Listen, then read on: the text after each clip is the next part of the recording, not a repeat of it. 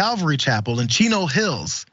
It's a megachurch out there, and they've found their way to stick their foot and get a stranglehold over some of the school boards here. And now you can understand what they're probably implementing. God into all these schools. One major player in this whole thing, her name is Sonja Shaw. She was elected to the Chino Valley Unified School District Board of Education last November, and it was assisted by that megachurch Christian pastor, Jack Hibbs, who is really interested in getting his ideas to your children, as we're talking about how people are brainwashing children in school. California AG Rob Bonta announced a civil rights probe into Sonja Shaw's gender disclosure policy. I mentioned this over on the watch list before. This gender disclosure policy being if teachers and staff at schools notice or are told that there's a child that's identifying as anything other than what's on their birth certificate, then they have the obligation to go and tell these folks' parents. And they go, parents know best. Maybe most times they do, but there's this whole thing with foster kids in foster care. There's folks that get taken from parents a lot, so it's not always the case. But still, this is what they're looking to then do. And the AG Rob Bonta then came forward and was talking against that policy here. So it's a choice. It's a choice to be hateful, a choice to discriminate, a choice to hurt children, to trample on their rights. They have chosen that, and we are here to prevent them from implementing that choice. He's coming after you, Sonja. That's what that's all about. He is looking and coming after you and your school district. Absolutely, and guess what? We're gonna stand in the gap because he is hateful. He's part of the political cartel of Bonta, Newsom, and Thurman, and they have attacked parental rights. They've made a stand, and right now, I'm gonna tell you right now, Chino Valley is not going to give up. I think to determine that parents are hateful is extreme, as he called us extremists once before. And we are going to make sure that we do everything we can to protect all children. Is he going to be there with those hateful parents when these hateful parents are going to abuse their kids? No, a policy like ours, in fact, would make sure that those hateful parents do not have charge of their children anymore if they are. Which hateful parents is she talking about? She's talking about the hateful parents that kick their kids out when they find out that they're gay, trans, bi, any of those things? Are those the hateful parents? Because those are the hateful parents that are in these school board meetings that are promoting people like her to say that hateful parents are the ones who accept their children. But no, instead it's the hateful parents that accept their children. Upside down world that we're living in, obviously, because once she's called hateful based off of these policies and these pushes that she's doing, then you just have to use the same word and say, no, it's you. Doesn't have to make any sense as long as you say it. This is what she's been up to that's absolutely not hateful at all. This summer, Shaw's school board meetings about 35 miles east of LA came chaotic spectacles. One that attracted the Proud Boys. Not hateful at all. No, Proud Boys, those are good guys. And other right-wing extremists and pitted them against students and parents, protesting what they called anti-LGBTQ practices that endanger children. When California Superintendent of Schools Tony Thurman appeared at the July meeting in opposition to these things they're trying to push, Shaw unceremoniously silenced him. There was a big battle with that, and there was different stories about what it is that they said Thurman was doing there. Talking over time and battling back and forth. They eventually did, of course, kick him out of there, and he was talking about his experiences as well. And the hateful thing just keeps getting pushed somehow. But again, in the middle of that graphic, they talked about students and parents, pitted them against students and parents. I thought she said every parent is right. Well, what about the parents that accept their children? Are they wrong? Or she only see one side of parents and their rights with their children. Anyways, she's not the only one that's been influenced though, because as I mentioned, this mega church is one that's leaning on these school boards having them do these things. Again, Jack Hibbs' church, Calvary Chapel of Chino Hills, is what they're pushing. At the Sacramento rally, Jack Hibbs boasted of his congregation's work in electing Shaw, who you saw in that clip, calling her a true modern day Deborah. Hibbs said that the soccer mom heeded the call to run for the school board and that when churches get involved and get informed, people vote. God, Hibbs said, installed Shaw into her position. I'm still not sure how God did it, but it was Jack Hibbs, and somehow he thinks he's God. Anybody who actually believes in God and believes in what is they teach you in these churches, you shouldn't think that Jack Hibbs is God. That's blasphemy. Still, Calvary Chapel has boasted on social media of collecting tens of thousands of ballots for state and local candidates endorsed by Hibbs. The church's ballot collection, a practice it's engaged in for years, is conducted with the help of Hibbs's political organization, Real Impact. Does that sound like parents to you? Or does it sound like Jack Hibbs' organization real impact? Because what they're looking for is impact. More though, because Hibbs has emboldened his supporters to fight progressive education bills and prop up Christian candidates. Last I checked, some progressives are parents. Are they right?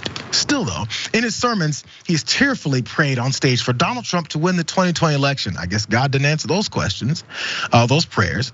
He said that COVID-19 vaccinations would lead people into accepting the mark of the beast and called transgenderism a sexually perverted cult and an anti-God, an anti-Christ plan of none other than Satan himself. One last part here, because Shaw also claimed that Shaw claimed that neither she nor the school board follow Hibbs's orders. They just think alike, I guess. Because she said absolutely not. Not one has a direct line to Pastor Jack Hibbs. Pastor Jack has never said, hey guys, I want you to bring this policy forward. Never ever did he do any of that, is what she told the Daily Beast when they reported on this. She also added that she couldn't speak on Hibbs's involvement with the Board of Education prior to her election. Maybe because she wasn't there, maybe she doesn't want to talk about his affiliation with it. And also how these types of things have been happening in these areas with these same folks. There was another article about this from 2015. They're just re-upping it again. It's wash and repeat, David. And the thing is, I mean, look, I guess parents are entitled to raise their kids however they see fit in our day and age. And I have my judgments about what parents are saying to their kids and what the megachurches are doing. If a megachurch really and the pastor really wants kids raised in a certain way, don't send them to public school. Create your own school. Send them to your own private church school, and then you can do whatever the hell you want.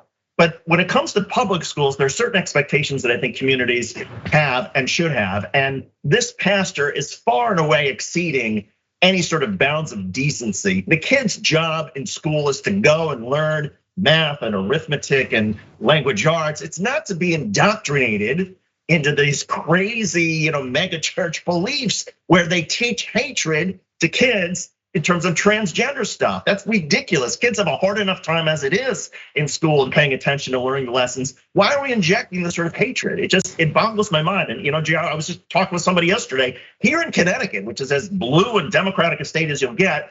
A couple towns over there, my friend was telling me that there's a school board person now who was part of one of these mega evangelical churches who was being so disruptive and so despicable in terms of what the agenda that they're trying to get across. And again, this is Connecticut.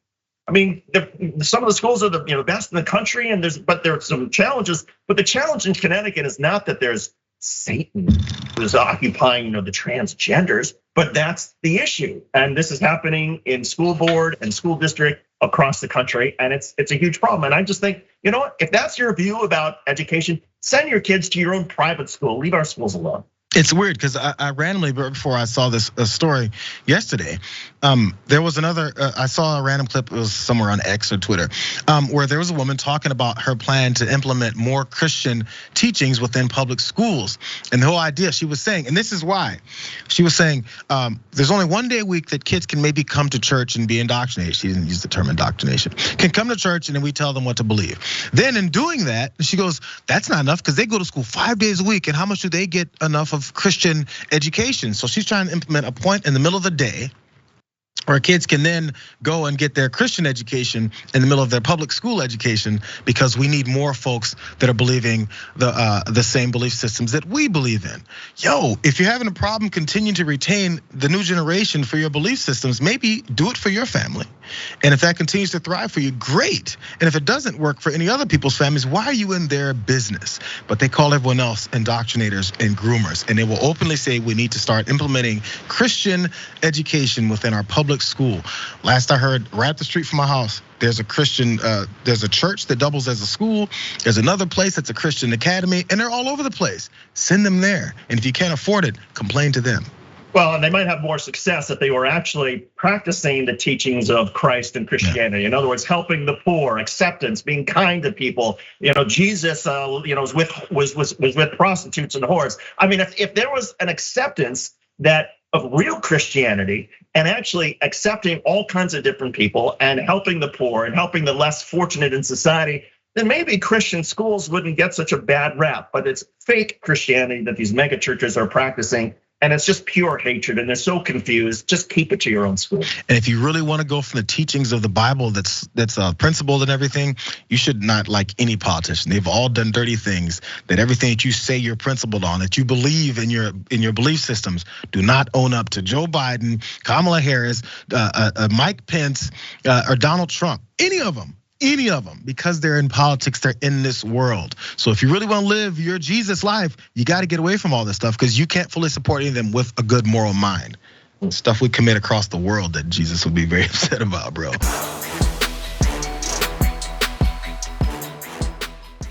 Check out the Damage Report podcast each day, wherever you get your podcasts, whether Pocket Casts or Stitcher or iTunes. You can join me as I give you the news and stories you want, with a range of co-hosts and interview guests jumping in on the fun each day. Again, that's the Damage Report, wherever you get your podcasts. And if you get them at iTunes, don't forget to rate and review. Sometimes I'll read them live on the show.